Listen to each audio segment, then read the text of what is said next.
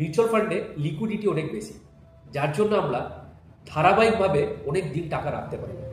কারণ হচ্ছে আজ রেখে কালকেই মনে হয় অনেক সময় যে আমার টাকা দরকার আছে, আজকে আমি টাকাটা উঠিয়ে নিই, টাকাটা উঠিয়ে নিয়ে আমি কোনো কাজে লাগাই, আবার মিউচুয়াল ফান্ড কন্টিনিউ করবো। বাট এরকম করে কম্পাউন্ডিংয়ের এফেক্টটা আমরা পাই না। সেকেন্ড, আমাদের ধৈর্যের অভাব।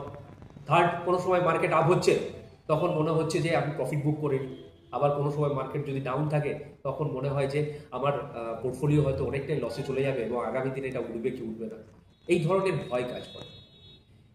তার জন্য আমরা মিউচুয়াল ফান্ডে কন্টিনিউ অনেক দিন ধরে টাকা রাখতে পারি না।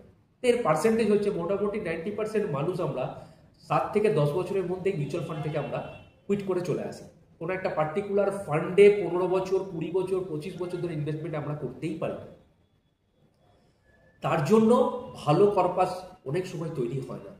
তো যদি এরকম কোনো সিচুয়েশন ধরুন আপনার জন্য হলো যে আপনি মিউচুয়াল ফান্ডে ভালো পারপাস তৈরি করতে পারলেন না, তখন আপনাকে এই যে 40% পিপিএফ, কিছু রেকারিং ডিপোজিট, কিছু ফিক্সড ডিপোজিট, লাইফ ইন্স্যুরেন্সের ট্র্যাডিশনাল প্ল্যানে আপনি ইনভেস্ট করেছেন, সেটা তখন আপনাকে হেল্প করবে। তবে একটা কথা, যে মিউচুয়াল ফান্ডে যখনই কোনো ইনভেস্টমেন্ট করবেন সেটা গোল বেস করুন। গোল বেস বলতে ধরুন 5,000 টাকার একটা এসআইপি আমার রিটায়ারমেন্টের জন্য, এটাকে ওই বলেই রাখুন যে এটা আমার রিটায়ারমেন্টের জন্য। 3,000 টাকার একটা এসআইপি, এটা আমার ছেলের এডুকেশনের জন্য। 4,000 টাকার এই এসআইপিটা আমার মেয়ের বিয়ের জন্য।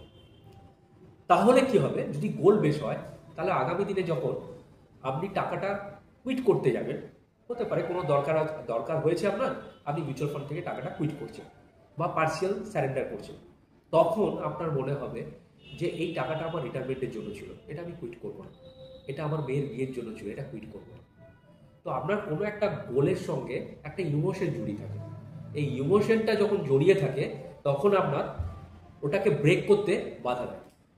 সেই জন্য বলা হচ্ছে যে কোনো ধরনের ইনভেস্টমেন্ট যখনই করবেন একটু লং টার্মের জন্য যান এবং তার সাথে একটা পার্টিকুলার পারপাসকে জুড়ে দিন, তাহলে সেটা আপনি কখনোই সারেন্ডার বা কুইট করবেন না।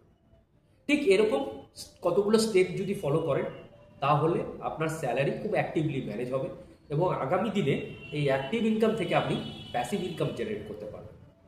তো এই স্টেপগুলো যদি ভালো লাগে অবশ্যই আপনি আমার চ্যানেলটাকে ফলো করবেন। Thank you.